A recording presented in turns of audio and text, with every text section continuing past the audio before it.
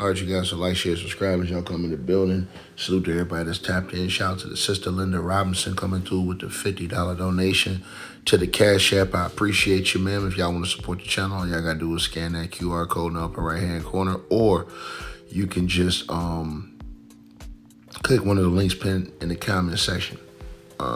So look, man, let's get right into this video. So rapper BIG30 out of Memphis, he has been charged along with Pooh, Shiesty, and what the feds explain as a kidnapping, robbery, assault, and other things that went down. BIG30 was described as a guy who was accused of helping in this situation, aiding and abetting, I guess, this situation by blocking the door and other things that are out in the indictment, stating his involvement. But now a major surprise has hit the web, and this came on the news last night in Memphis.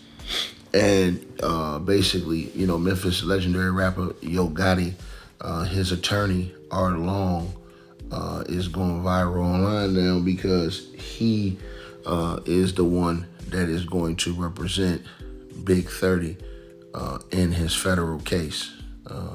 And so Art Long, he actually went on the news and basically said this brief statement on the news about BIG30. He doesn't have a criminal history. He doesn't have a criminal record.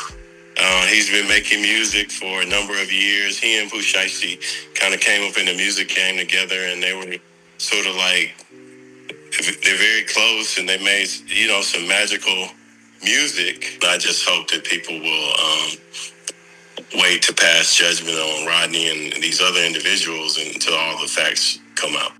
So he's saying basically wait to pass judgment on BIG30, whose real name is Rodney. And he said all the other individuals, he says until the facts come out is what Art Long is saying. So I wonder what facts that he may have that dispute what the feds are saying. And the feds have came out and said a whole lot. The feds have come out saying they have fingerprint evidence. They got, travel evidence. They're saying that the feds saying they got a whole lot of evidence. I mean, they did a whole press conference on this.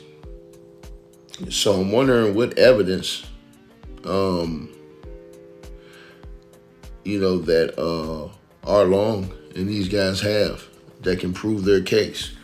Because if Art Long wins this case, or if he gets his guy off in this case some way, shape, or form, I mean, man, bro, that right there would be, unbelievable. But again, this is what they said that they had on these guys from the feds. Who believe that using violence and I'm Ryan Rabel. I'm the U.S. Attorney for the Northern District of Texas. Thank you for coming. This week, 9 individuals, including well-known musical artists, kidnapped and robbed at gunpoint numerous victims at a music studio in Dallas, Texas. 8 of the 9 were arrested yesterday in Dallas, Memphis, and Nashville. These individuals who are charged and arrested include Lontrell Williams Jr., also known as Pooh Shiesty, Lontrell Williams Sr., Rodney Wright Jr., also known as BIG30, Kadarius Waters, Demarion Gibson, DeMarcus Glover, Corday Johnson, Darian McDaniel, and Terrence Rogers has not been arrested yet, but will be soon. The complaint alleges that on January 10th of this year, 3 music industry professionals traveled to Dallas for a scheduled business meeting. Lontrell Williams Jr. arranged this meeting purportedly to discuss the terms of his recording contract with one of the victims. As alleged, once these 3 men were inside the recording studio, Williams Jr. and 8 co-conspirators, several of whom traveled from Memphis, Tennessee, executed a coordinated armed takeover. As alleged, Williams Jr. produced an AK-style pistol and forced one of the victims to sign a release from the recording contract at gunpoint. The remaining conspirators displayed firearms and robbed the other victims of Rolex watches, jewelry, cash, and other high-value items. One of the victims was actually choked by one of the defendants to the point of near unconsciousness. Defendant Wright barricaded the studio door with his body to prevent the victims from escaping. The ringleader of the conspiracy, Lontrell Williams Jr., was on home confinement at the time of the offense, as alleged for a prior firearms conspiracy charge and conviction out of the Southern District of Florida. Towards the end of his prison sentence, he had been granted home detention. Part of the terms of his home detention were that he would not commit another federal offense or possess a firearm. His father, Lontrell Williams Sr., is alleged to have helped plan and execute the federal kidnapping as charged in the complaint. And as described further in the complaint, within hours of leaving the Dallas studio, a number of the defendants were on social media displaying some of the items that appeared to be the jewelry that had been robbed from the victims. The charging document outlines some of the evidence, just some, establishing the defendants' roles in the federal offense. This is as follows: electronic monitoring data placing Williams Jr. at the offense location, which would put him in violation of his home detention conditions. Cell phone records and license plate reader data corroborating the coordinated travel of multiple defendants from Memphis, Tennessee to Dallas. Rental car records confirming Williams Sr. rented a vehicle that was used by the group. Surveillance footage from the offense location, a nearby office supply store, and a hotel where several of the defendants stayed following the offense.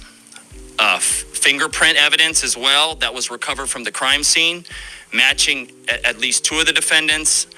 Social media posts by defendants displaying what appears to be stolen property just in the days following the offense. Greyhound bus records confirming the travel of multiple defendants from Dallas to Memphis the day after the offense. In this case, came to Dallas to conduct legitimate business, and they were met with firearms and violence as alleged in the charging document. This case should serve as a warning to others who believe that using violence and intimidation tactics to rob others in our community is a viable way to conduct business. I'm here to say that it is not, and that if you choose to do this, we will, together with our law enforcement partners here and the other ones in the Northern District of Texas, will bring you swiftly to justice. I want to thank the FBI Dallas Violent Crimes Task Force, the FBI's Memphis Resident Agency and Nashville Field Office, the Memphis Safe Task Force, the Dallas Police Department, the United States Attorney for the Western District of Tennessee, Michael Dunovit, and AUSA Greg Wagner, the U.S. Attorney's Office for the Eastern District of Texas, my dear friend and colleague Jay Combs, and the U.S. Attorney's Office for the Middle District of Tennessee, including my colleague Braden Busek, for their outstanding contributions in this multi-jurisdictional investigation and prosecution. I'd also like to highlight the extraordinary work. None of this happens without the extraordinary work of our AUSAs in this office.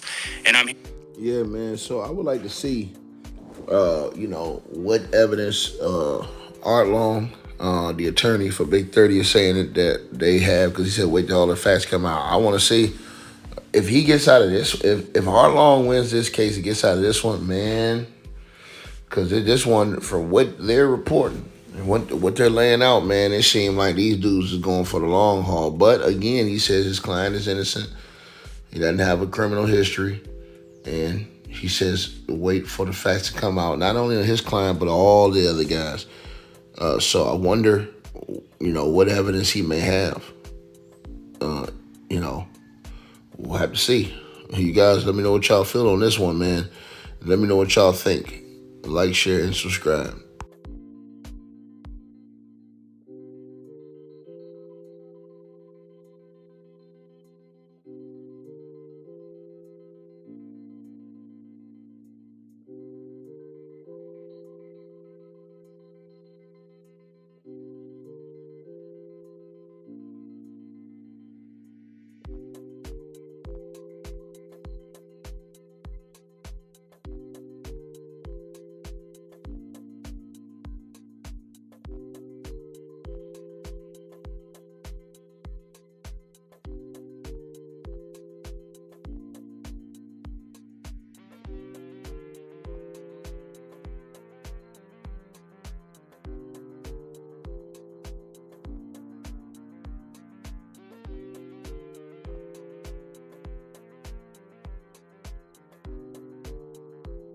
Hope you guys enjoyed the video.